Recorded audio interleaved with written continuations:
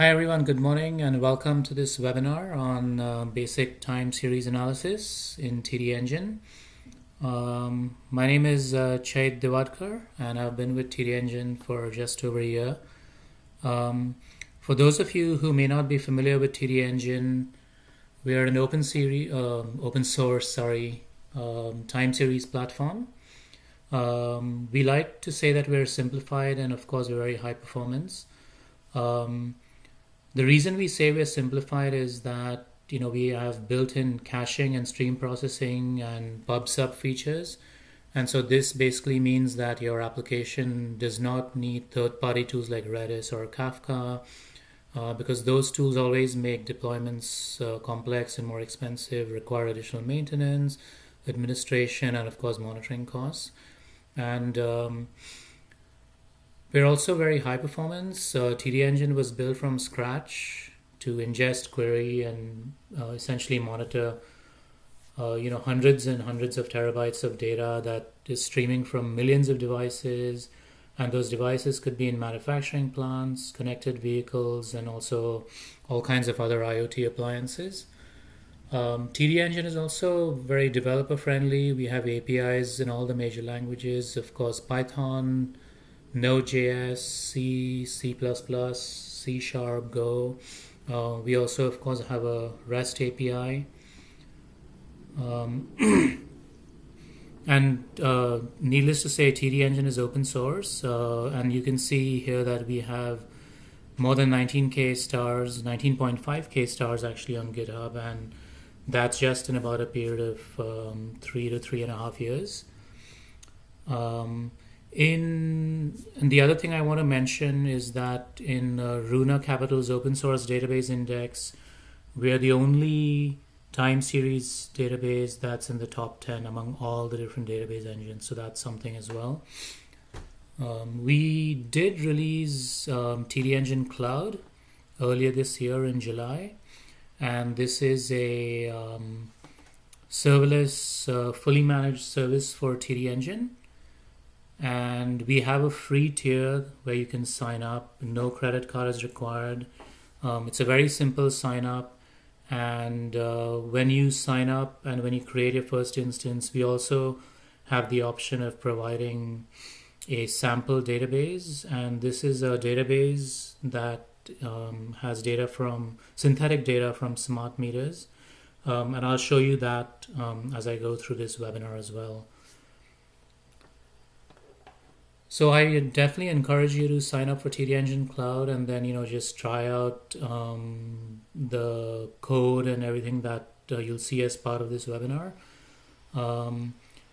I also have all of this in a blog on the TDengine website. So if you go to tdengine.com/blog, you'll see a lot of the code and the SQL that I'll mention in this webinar. In this webinar, I'll also be using this dataset. This is the Beijing multi-site air quality dataset. It's available for free download on the UC Irvine machine learning repository. And you can see that it's basically a database of different pollutants and also some atmospheric parameters. There's temperature, pressure, dew point, wind direction and wind speed, and also whether there was any rain. And in this presentation, I'll kind of walk you through how you can analyze some of this data as well. So let's get started. In this presentation, I'll be using some of the data that I've installed on my local machine, but you can of course easily take the code that's you'll see in the blog and use it on the cloud instance as well. So first I want to show you the dataset and what it looks like.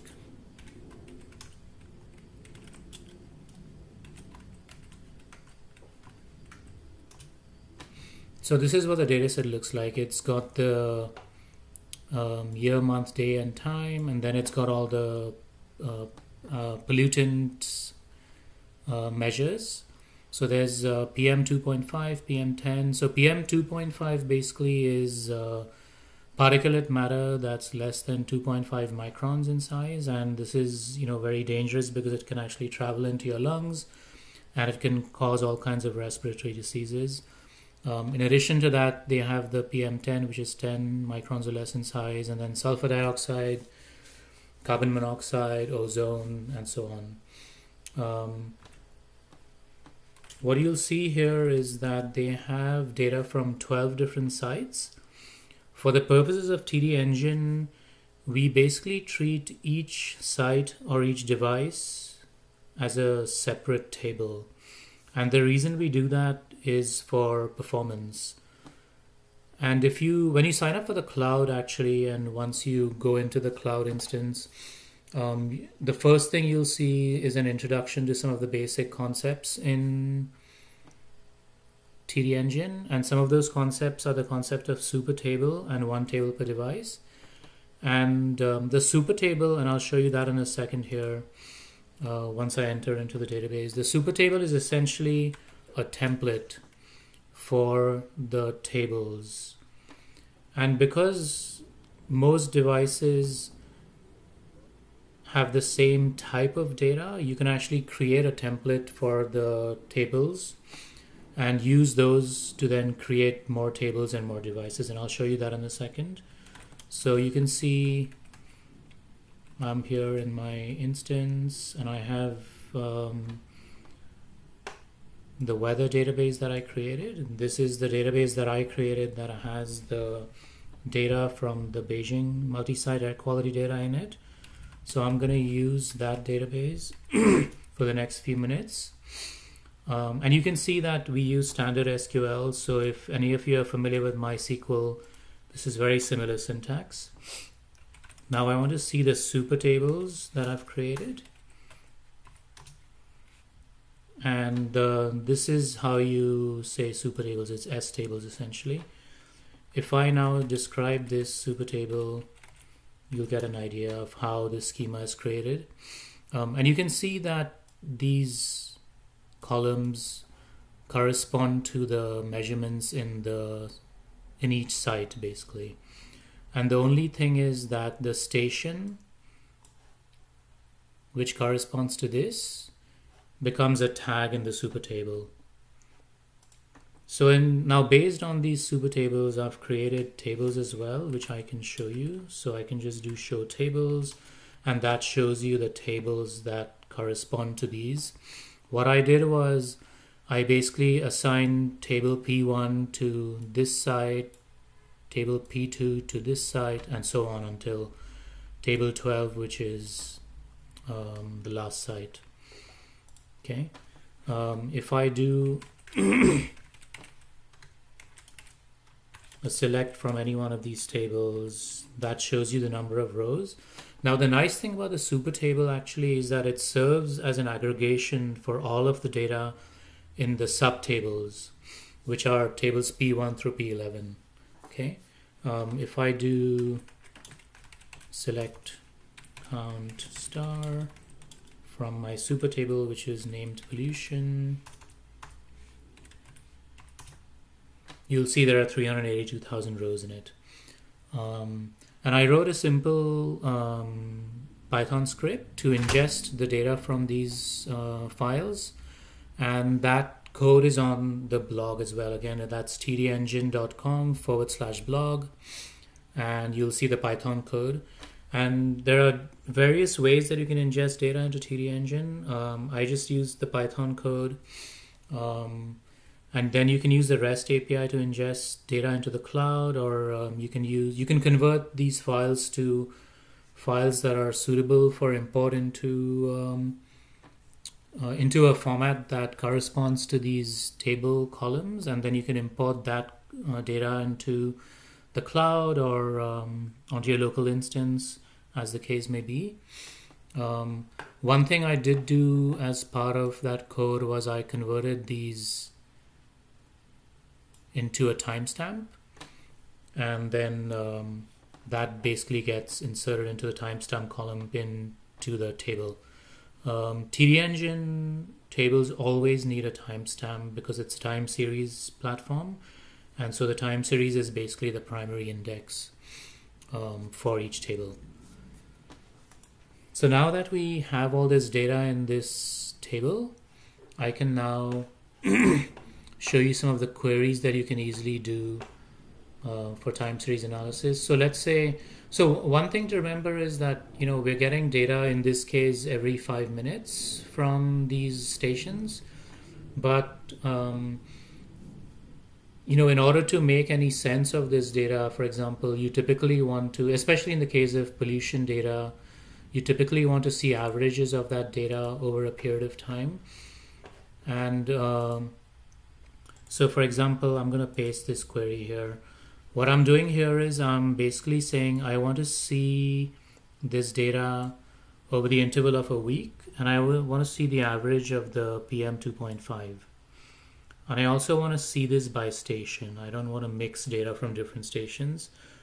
W start in this case is what we call a pseudo column, and it basically is automatically calculated by TDengine to be the start of this interval, which in this case happens to be a week. So if I hit enter here, we get a bunch of rows, and then you'll see that TDengine automatically calculates the averages. I've also actually done a visualization of this data in Grafana. So if I go to, you can see this is the weekly average of this data basically. Okay. Sorry, this is the weekly average. That's a time-weighted average, which I'll show you in a second. Then this gives you a sense of how the PM for 2.5 was changing over the course of time. And this data, remember, is over 4 years. And you can see that TDengine did that calculation really fast in just a couple of seconds here. I also want to show you, going back to here, I also want to show you how I can do the time-weighted average. Now, a time-weighted average is actually a better way for doing calculations for pollutants especially, because it gives you a better sense of how long someone may have been exposed to some pollutant over a period of time. For example, if you're in a manufacturing plant and you want to see the exposure to certain pollutants inside the manufacturing plant, you may do this over an hourly basis, over a day, because that's how some of the government regulations are measured, or government regulations force you to measure that in a manufacturing plant or in other places where workers may encounter some pollutants. So usually you would do a time-weighted average. In this case, I'm just going to show you that TDengine provides a time-weighted average function out of the box, so you don't have to do any fancy calculations. And that's, I just hit enter here. And same thing if I go back to here, because I've already done the visualization in Grafana. So you can see the time-weighted average. And you can see that there's a slight difference between the average and the time-weighted average. Like in this case, in one site, there was an exposure of 440 parts per million of the PM 2.5. And so that's important to know, right? If you don't do the time-weighted average, you may not realize that you actually saw or you were actually exposed to this particular pollutant at such a high number. And anything above 350 of PM 2.5 is actually pretty hazardous to human health. So again, this is kind of important. Going back here, I want to show you another function. So for example, if you want to see the top if you want to see the top 5 or top 10 measures that you saw for PM 2.5, you can use the top function. And I want to see this for, say, the top 5 instead of the top 10. And we also want to see it by station. And in this case, I'm selecting the timestamp because I want to see when it happened. And I also want to see the station where it happened. And in this case, I'm ordering the query by high, which is a variable that I've declared, which will basically include the top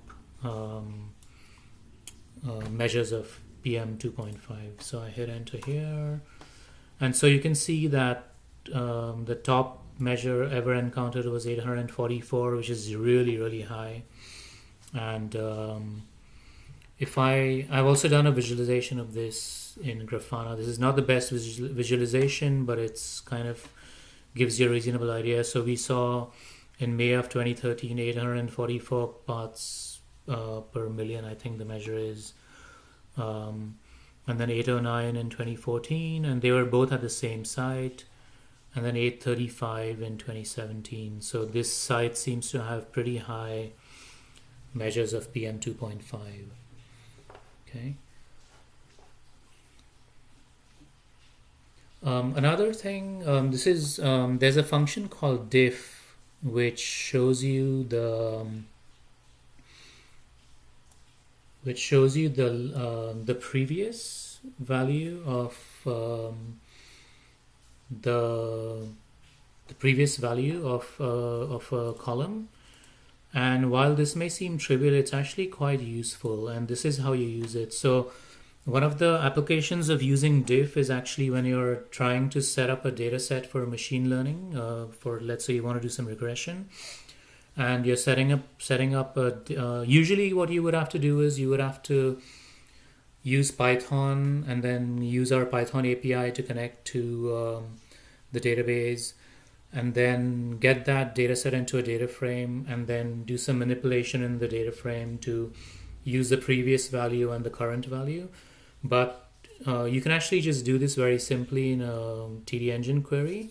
So you can see I'm just doing the timestamp. I'm basically doing the diff and subtracting it from the current value, because that then gives you the previous value essentially. Okay. So if I do this, you can see I'm doing this just for one table, but I got 38,000 rows, and again, this was just in a matter of 0.1/10 or 1/100th of a second. And this you can then basically import directly into your data frame instead of having to do that in data frame. And basically what you can see here is that we're basically saying at this timestamp, and then this is the previous value and this is the current value. And similarly, you can see this previous value then shows up here. Okay. And this sets it up for a machine learning data frame very quickly. Basically, you don't have to do any further coding in Python. And you can, of course, if you're setting it, this is univariate series, but if you're setting it up as a multivariate series, you can do exactly the same thing. The only difference would be that you would basically include all of the columns here. So let me show you that query in a second. So all I'm doing here is I'm saying, show me the previous value of PM 2.5, show me the previous value of carbon monoxide, the nitrogen dioxide, and the wind speed. And you can, of course, use temperature and all of the other weather parameters as well. And then these are the current values, right? So now you can set this up as a multivariate problem and import that quickly into your data frame without having to do any additional work in Python. So there are some very powerful functions here, and you can actually do them simply in SQL instead of having to do anything in Python. I'm actually going to now switch really quickly to the other. One more thing I want to show you is actually there's, moving averages are pretty useful. And moving averages are useful in all kinds of data. But for example, if you're using financial data, moving average is obviously very useful. And for moving averages, we have a function called moving average. It's just MAVG. And again, you can then perform this query very easily, import the data into your favorite visualization tool, whether it's Grafana or whether it's Tableau or whether it's any of the Microsoft tools and so on. But this gets the moving average really quickly. And again, these queries are performed in a matter of seconds, and it doesn't even matter. I mean, we have a few thousand rows, a few 10,000 rows in this database, but later on I'll show you that TDengine works really quickly on 100 million rows as well. We also have a histogram function that's pretty convenient. The histogram basically, again, just shows you, here I'll show you the histogram function really quickly. And we have different ways that you can do the binning for the histogram. In this case, I'm basically, because this is PM 2.5, I'm just putting in the bins that are convenient for, say, the US air quality index. And the air quality index in the US is 50, which is good, 100, which I think is okay, or unhealthy, then extremely unhealthy, and then you go all the way up to 350, which is extremely hazardous. And what I'm doing here is I'm saying bin the PM 2.5 values into these bins, show them to me by the start of the interval, and in this case I'm doing it by 1 year. You can see at the end of the query here I'm doing the interval for 1 year. So when you do this, what you'll basically see is that for each bin for each year you'll get a count. And here you can see I have 240 rows, which makes sense, but essentially you can see, like, for each station for each year I get a count for each bin, right? So basically what this means is that between 50 and 100 for this station I have 213 instances of this, right? So this is a good way for you to see, how often for a particular station was I in this particular zone. Like, how often was it unhealthy, how often was it hazardous, and so on. So again, some very powerful, easy to use functions for basic time series analysis. What I want to show you guys now is I want to switch to the sample database. Now when you create, I'm going to switch to that database, which is called meters, or actually in my case it's called test. And I'm going to show you the super table in here, which is called meters. And when this is the same database that that'll be created automatically for you when you sign up for the cloud instance. In this case, I created this database in my instance. So if I do describe meters, you can see that it has the timestamp, it has the current, voltage, phase, and then these are the two tags, the group ID and the location. If I do show tables, you'll see there are actually 10,000 rows in this table. It only shows me the first 100 rows because we don't want to see all 10,000 tables. So basically what this means is that there are 10,000 tables corresponding to 10,000 devices. So these could be, smart meters in a particular home or in a factory or wherever. And the total amount of data in this database you can get really quickly from just doing a count star from the super table. Because when I do a count star from the super table, it basically gives me the sum of the counts in the individual tables or devices as well. So you can see it's got 100 million rows in this. And we're going to just do some, simple queries. So for example, with meters, one of the things that you may want to see is what is the, let's say you want to see the hourly energy consumption, right? So the simplest way to do that in TDengine, just using SQL, right? What we're going to do is we're going to do something similar to what we did for the environmental pollution database. So we're going to say I want to see the energy consumption every hour. I also want to partition this by the location. And I'm just constraining this to these days because on the 14th and on the 25th, I just don't have a full day of data. And then basically what I'm doing over here is I'm summing the current times the voltage. And because this is alternating current, we also want to multiply it by the cosine of the phase. Now, the cosine is just a function that TDengine provides, which calculates the cosine. And what this does is it gives me the power, and I'm summing it for the entire hour, basically. And so because it's an hour, I'm basically getting the kilowatt hours. I'm also dividing by 1,000 because I want to get it in kilowatts. And basically when I do this, it's going to perform this calculation again in just a couple of seconds. And remember, this basically summed it over 100 million rows, partitioned it by the location. And I created a visualization of this as well in Grafana. So let me show you what that looks like.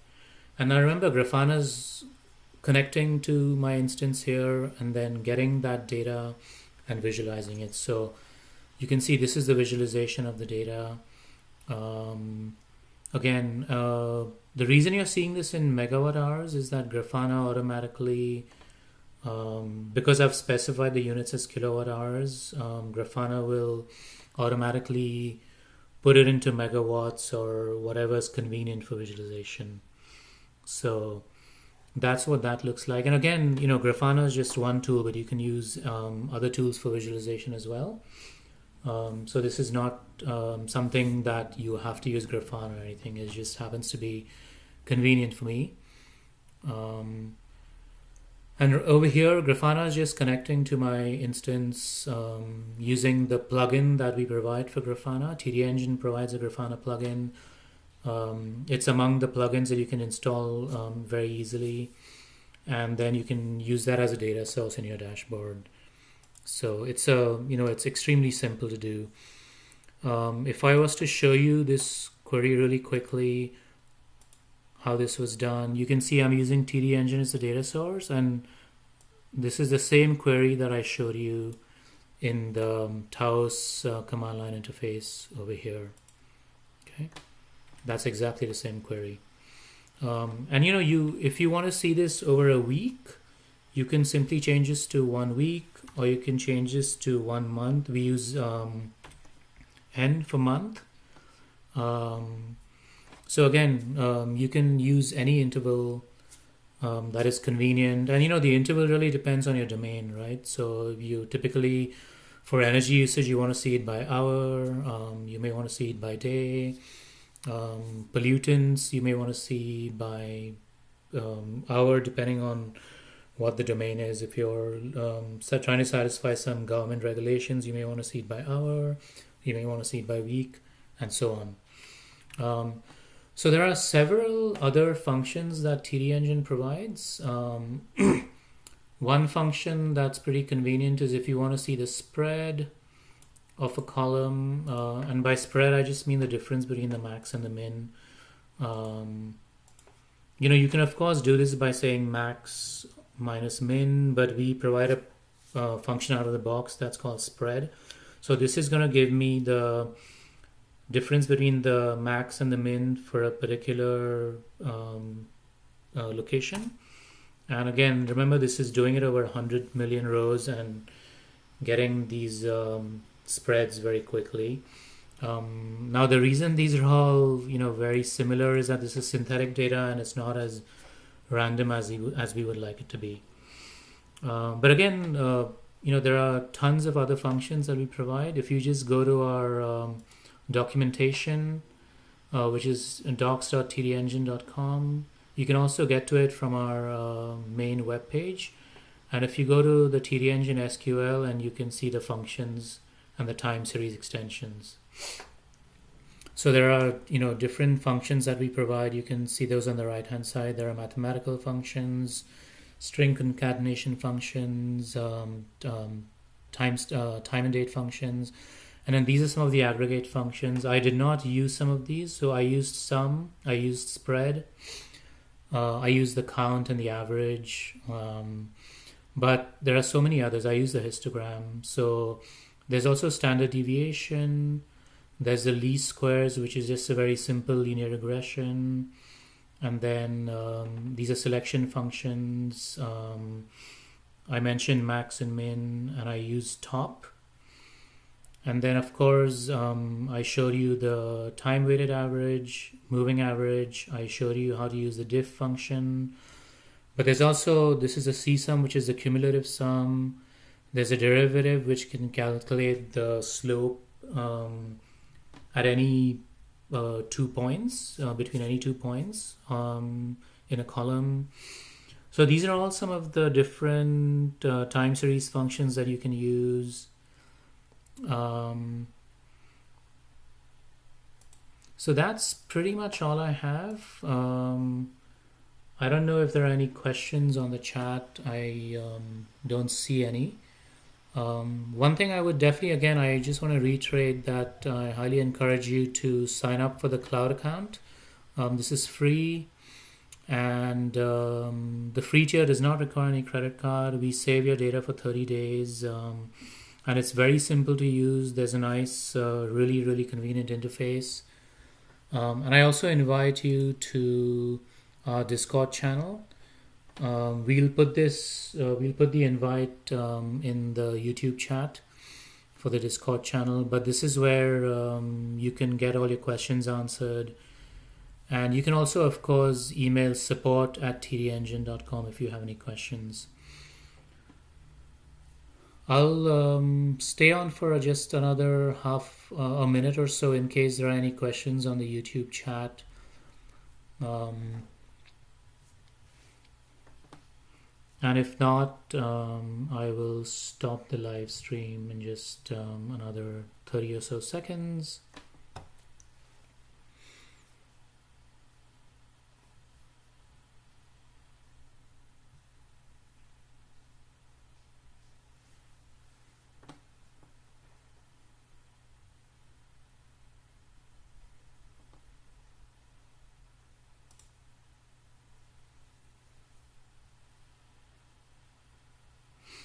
Another thing I also want to, while I'm waiting, I just want to mention is that we have a blog with a lot of case studies as well for a bunch of different domains. And this is my blog where you can get the code for ingesting this data. So you can copy and paste that and try it out. And yeah, definitely go to our blog and read some of the case studies and so on that we have. And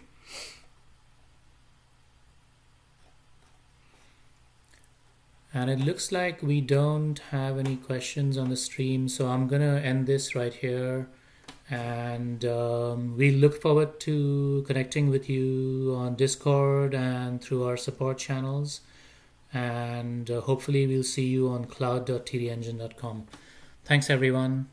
And feel free to send us any questions through the Discord channel. Thanks and have a good day.